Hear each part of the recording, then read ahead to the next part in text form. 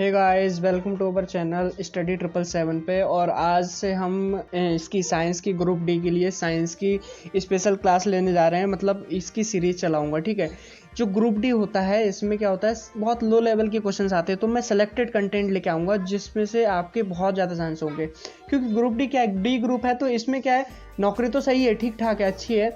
इसमें क्या होगा, क्वेश्चंस का जो लेवल होता है वो काफ़ी कम होता है और मैं सेलेक्टेड कंटेंट लाऊंगा। और अगर हम साइंस में क्वेश्चन बनाने की बात करें तो क्वेश्चंस तो हज़ारों लाखों बन जाएंगे, लेकिन हज़ारों लाखों थोड़ी पढ़ने, हमें 25 मार्क्स की आती है। इसमें ग्रुप डी में जो आता है हमारे पास 25 मार्क्स का आता है, ठीक है। तो 25 मार्क्स के लिए हम क्या करेंगे, जो सेलेक्टेड कंटेंट है वही लेके आऊँगा। ये पार्ट 1 है, ठीक है। इसका जो प्रैक्टिस सेट है वो 1 है, इसमें हम 30 क्वेश्चंस करेंगे। तो हम पहला क्वेश्चन देख लेते हैं। अगर अच्छे लगे तो प्लीज़ लाइक कर दीजिए वीडियो और हमारा चैनल सब्सक्राइब कर दीजिएगा।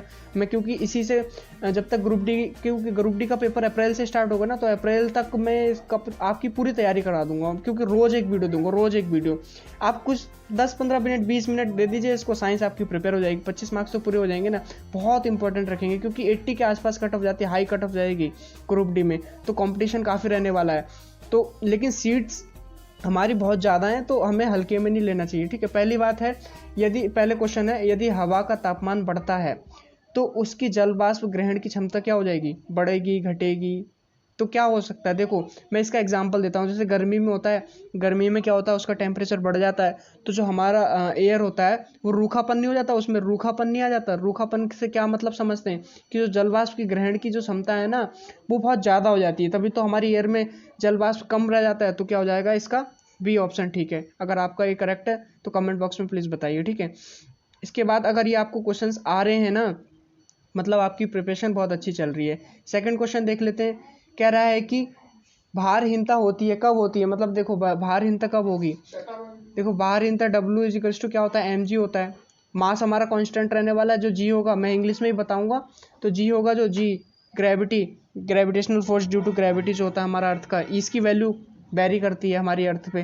पोल्स पे ज़्यादा होती है और बीच में कम होती है, मतलब नॉर्थ पोल साउथ ध्रुवों पे ज़्यादा होती है। तो क्या होगा, भारहीनता कब होगी, जब हमारा जो गुरुत्वाकर्षण है वो घटेगा। सिंपल सी बात है, ठीक है। गाइस अगला क्वेश्चन देखते हैं। अगला क्वेश्चन में क्या बोल रहा है, द्रव्य बूंद की संकुचित होकर न्यूनतम क्षेत्र को घेरने की प्रवृत्ति कारण होता है। क्या कारण होता है घेरने की प्रवृत्ति को, क्या कहते हैं? देखो, जो हमारी पानी की बूंदें होती हैं वो गोली की होती हैं। क्योंकि देखो, मैं इसका अधिक गहराई में नहीं पहुंचूंगा, लेकिन मैं थोड़ा सा बता दूं। ये जो पानी होता है ना, ये चाहता है कि मैं कम से कम स्पेस में रहूं। इसका ये वाला पास इधर को खींचेगा, इधर को इधर, ये वाला इधर को, तो ये चारों तरफ से जब अपने आप को खींचेगा, बीच में खींचेगा यहाँ पे, तो क्या होगा, ये गोल बन जाएगा ना अपने आप। ये क्या, इसी को बोलते हैं पृष्ठ तनाव, यानी इंग्लिश में बोलते हैं सरफेस टेंशन। समझ आ रही बात, सरफेस टेंशन। इसी तरीके से हम पोस्टमार्टम करते जाएंगे हर क्वेश्चन का। एक क्वेश्चन से आपके 3-4 क्वेश्चन बनाऊंगा, ठीक है। इसके बाद दोस्तों अगला क्वेश्चन देखते हैं। अगला क्वेश्चन क्या दे रखा है, प्राश्रव्य वे ध्वनियाँ हैं जिसकी आवृत्ति होती है, कितनी फ्रीक्वेंसी होती है, इंग्लिश में बताऊंगा, ठीक है। देखो इसमें बनने वाला क्वेश्चन क्या होता है, एक होता है 20 से लेके 20,000, 20 से लेके मतलब 0 से लेके 20 तक। फिर एक होता है 20 से लेके 20,000, और एक होता है 20,000 से ऊपर। तो जो हमारा 20 से लेके 20,000 है ना, इस फ्रीक्वेंसी को इंसान सुन सकता है, 20 से 20,000, ठीक है। इसको इंसान सुन सकता है। और जो कम वाली है ना, इसको इंफ्रासोनिक बोलते हैं, इसको हम नहीं सुन सकते, ठीक है। ये कुछ जानवर सुन सकते हैं, ठीक है।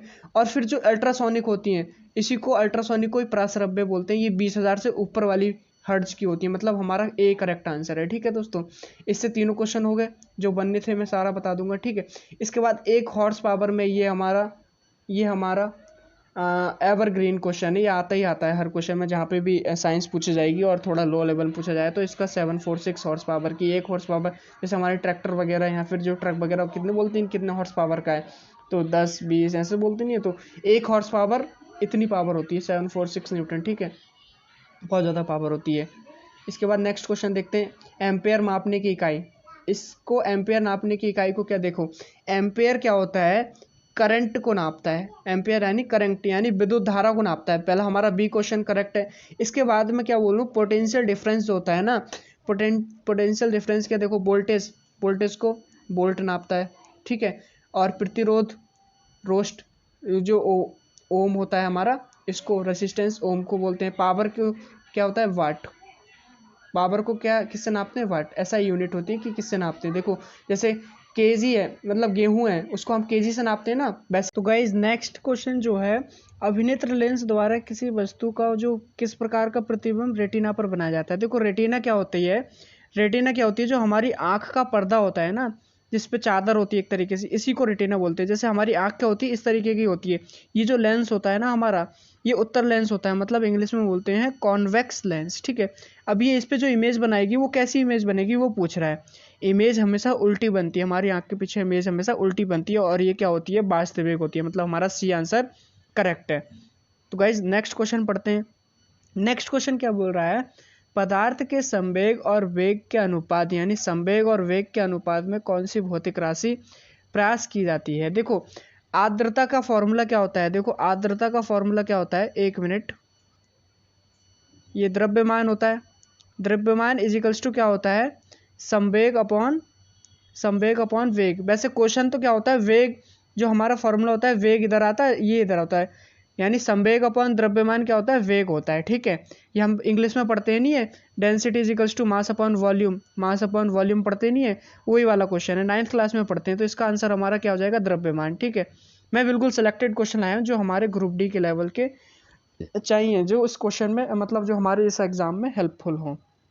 नेक्स्ट क्वेश्चन पढ़ते हैं, फ्यूज का सिद्धांत किस पे बेस करता है। देखो फ्यूज होता क्या है, हमारे जो घरों में होती है ना, मेन सप्लाई जहाँ पे होती है, मीटर के ऊपर इतना बड़ा फ्यूज होता है, इसके अंदर एक बार लगा जाते हैं। इसको जो वायर है वो नाइक्रोम का भी हो जाता है, मतलब ऐसे मेटल का होता है, पतला सा वायर होता है इसमें। जैसे कि हमारे कभी कभी क्या डबल फेज आ जाती है, नहीं बोलते डबल फेज आ गई, लाइट आ गई, तो उसमें क्या एकदम से तेज जब लाइट आएगी तो ये जो वायर होगा वो जल जाएगा, गर्म होके जल जाएगा, गर्म होके जल जाएगा। गर्म यानी उष्मित, मतलब heating effect of electricity use हो रहा है। फ्यूज वायर में कौन सा इफेक्ट यूज हो रहा है, हीटिंग इफेक्ट। तो अब इसके बाद नेक्स्ट क्वेश्चन पढ़ते हैं गाइज। नेक्स्ट क्वेश्चन देखो, निम्न में से कौन सी धातु अर्धचालक की तरह ट्रांजिस्टर में प्रयोग होती है। भाई ट्रांजिस्टर क्या होता है, एक बात पहले ये समझ लेते हैं कि ट्रांजिस्टर क्या होता है। पहले क्या होता था, कंप्यूटर जो हमारे बहुत रूम के बराबर होते थे, उसके बाद क्या हुआ, ट्रांजिस्टर आया, उसके बाद आईसी आई। आईसी का नाम सुना होगा ना, इंटीग्रेटेड सर्किट। आईसी भी काफ़ी बड़ी बड़ी होती थी, इतनी इतनी लंबी, हमारी टीवी नहीं देखी पीछे कितनी लंबी होती थी पहले, अब देखो एलसीडी कितनी छोटी आ गई। ये सब क्या है, ये भाई ट्रांजिस्टर एक तरीके की आईसी है, लेकिन ये मतलब कम विकसित वाली थी। समझ आ रही थोड़ी थोड़ी बात, थोड़ा ही समझना है कि ट्रांजिस्टर होता क्या है। ट्रांजिस्टर किससे बनता है, जो बीच के वो होते हैं ना, वो लोहा हो ना वो मेटल हो ना नॉन मेटल हो, ठीक है। जो बीच के होते हैं ना, जैसे कि इसका एग्जांपल है वो जर्मेनियम, जर्मेनियम है, गैलियम, इन सबसे ट्रांजिस्टर बनते हैं, ठीक है। तो इसका आंसर है जर्मेनियम, ठीक है। और ये ट्रांजिस्टर में कौन कौन से मेटल जो यूज़ होते हैं उनको मिक्स करके बनाया जाता है, वो क्या होते हैं, जिसकी 5 वैलेंसी है और जिसकी 3 वैलेंसी है, जैसे कि एलुमिनियम वगैरह जो हो जाते हैं, और जर्मेनियम, इन सब का यूज़ करके बनाया जाता है। हम ज़्यादा डीप में नहीं जाएंगे, कभी कभी क्वेश्चन पूछ लेता है तो आप इसको देख के बता सकते हैं, ठीक है। एक क्वेश्चन से हम 3-4 क्वेश्चन सीख रहे हैं, इसलिए मैं सबका पोस्टमार्टम करते हुए जा रहा हूँ। इसके बाद हम नेक्स्ट क्वेश्चन पढ़ते हैं। नेक्स्ट क्वेश्चन में क्या बोल रहा है, जब किसी झील की तली से उठकर वायु का बुलबुला ऊपरी तक आता है, ऊपरी सतह तक आएगा, तो उसका आकार कैसा होगा। देखो जब पानी होता है ना, पानी के अंदर जैसे हमारा ये ताल है, ये पानी है, पानी के अंदर यहाँ पे क्या होगा, प्रेशर बहुत ज़्यादा होगा। एक रोजीएच होता है, रोजीएच प्लस वाटर का जो प्रेशर होगा वो यहाँ पे ज़्यादा होगा। जब भाई प्रेशर ज़्यादा होगा तो वॉल्यूम कम होगा। पी इनवर्सली प्रोपोर्शनल वॉल्यूम के होता है, ये रिलेशन भी याद रख लेना, ठीक है। जब प्रेशर ज़्यादा होगा तो वॉल्यूम कम होगा, वॉल्यूम मतलब उसका जो आयतन होगा, सरफेस होगा, वो कम होगा। अब जैसे जैसे ऊपर आएगा पानी, भाई पानी का प्रेशर है ना इसके ऊपर, भारी है ना, जैसे जैसे ऊपर आएगा ये बड़ा होता जाएगा, समझ आ रही, बढ़ जाएगा, इसका आंसर ए हो जाएगा। सो गाइज नेक्स्ट क्वेश्चन पढ़ते हैं। नेक्स्ट क्वेश्चन में क्या है गाइज, चैनल सब्सक्राइब कर दीजिए प्लीज़, आपकी सपोर्ट की बहुत ज़रूरत है मुझे, मैं आपके लिए बहुत मेहनत कर रहा हूँ, कहीं से कंटेंट बिल्कुल रिसर्च कर करके लेके आऊँगा, ठीक है। इसके बाद हम नेक्स्ट क्वेश्चन पढ़ते हैं, ऐसा उपकरण जो रासायनिक ऊर्जा को विद्युत ऊर्जा में कन्वर्ट करता हो। मतलब देखो केमिकल को, एक मिनट ये जूम क्यों हो गया, केमिकल एनर्जी को, केमिकल से वो क्या बना रहा है, बिजली बना रहा है। केमिकल से बिजली किस में बनती है, सेल में बनती है, सिंपल सी बात है, बैटरी वगैरह सेल। ए आंसर करेक्ट है। दूसरा क्वेश्चन आता है, इसमें हम नेक्स्ट क्वेश्चन करेंगे जो मैकेनिकल एनर्जी को इलेक्ट्रिकल में बदलता है वो क्या होते हैं, जनरेटर वगैरह होते हैं। तो हम आगे करेंगे, अगर क्वेश्चन आएगा तो बता दूंगा, वरना इससे भी आप समझ सकते हैं। ठीक है, देखो अब क्या नेक्स्ट क्वेश्चन है, पायरोमीटर जो होता है किसके मापन के लिए यूज होता है। देखो मीटर से एक क्वेश्चन जरूर आता है ग्रुप डी के अंदर, तो मैं मीटर के लिए अलग अलग सेपरेट वीडियो बना के दे दूंगा। ठीक है, देखता हूँ कल या परसों जब टाइम मिल जाए मैं आपको वीडियो बना के दे दूंगा। आप बस मेरे चैनल को फॉलो करने की कोशिश करिए। पायरोमीटर क्या है, देखो मैं ना सेलेक्टेड कंटेंट लाऊंगा, क्योंकि चैनल तो हजारों है ना यूट्यूब पे भाई, सब कंटेंट डाले जा रहे हैं, क्या फ़ायदा इतना सारा पढ़ने के।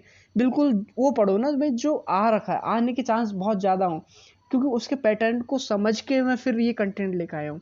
पायरोमीटर से क्या होता है, उच्च ताप, मतलब बिल्कुल जो हाई टेम्परेचर होता है ना, जैसे हमारा फ़ारेनहाइट ये जो नहीं होते थर्मोमीटर वगैरह, इनसे हम टेम्परेचर नहीं नापते अपनी बॉडी का, उसी के लिए अब जो बड़ा ज़्यादा टेम्परेचर हो तो बड़ा बहुत ज़्यादा टेम्परेचर थर्मोमीटर वगैरह से थोड़ी नाप लेंगे, उसके लिए हमारा अलग मीटर है, पायरोमीटर। ठीक है, नेक्स्ट क्वेश्चन पढ़ते हैं गाइस। नेक्स्ट क्वेश्चन क्या है, वायुमीटर दाब को, वायुमंडलीय दाब को मापने के लिए कौन सा यंत्र यूज होता है। ये हम लोगों ने पहले भी कर चुके हैं। कौन सा यूज होता है, हमारा जो है बैरोमीटर। ठीक है, देखो मैनोमीटर भी होता है, लेकिन मैनोमीटर के लिए क्या होता है, वो गैसियस दाब के लिए होता है, वो गैसियस दाब के लिए होता है, एक तरीके से वो भी वही है, लेकिन इसमें हमारा जो करेक्ट आंसर होगा वो बैरोमीटर होगा। अगर बैरोमीटर नहीं होता तब मैनोमीटर होगा। ये दोनों का काम लगभग सेम है। ये क्या होता है, कॉलम के अंदर होता है, हम ज़्यादा डीप में नहीं जाएंगे। हाइग्रोमीटर किस लिए कहते हैं, ये डेंसिटी के लिए होता है। हाइड्रोमीटर है तो डेंसिटी, हाइग्रोमीटर है तो ह्यूमिडिटी, आर्द्रता। गाइज नेक्स्ट क्वेश्चन करते हैं। नेक्स्ट क्वेश्चन करने के लिए देखो क्या बोल रहा है, मानव शरीर का भार होता है कहाँ पे ज़्यादा होता है। देखो मानव शरीर का भार क्या होता है, वेट इज इक्वल्स टू क्या होता है, mg होता है। अब देखो जी जो है हमारा, जी पे डिपेंड कर रहा है ना, हमारा वजन जी पे डिपेंड कर रहा है, और जी किस पे डिपेंड करती है, जगह पे। हर जगह पे जी जो हमारी है, ग्रेविटी है, वो हमारी अलग अलग है। देखो 9.8 इसका जो एवरेज वो मतलब हमने बीच में मान रखी है वैल्यू, 9.8 मान ली है। ध्रुवों पे यानी जो हमारे पोल होते हैं उन पे ज़्यादा हो जाती है भाई, जी ज़्यादा हो जाएगी तो वेट भी ज़्यादा हो जाएगा, मतलब हमारा A answer is the correct answer. समझ आ रही बात।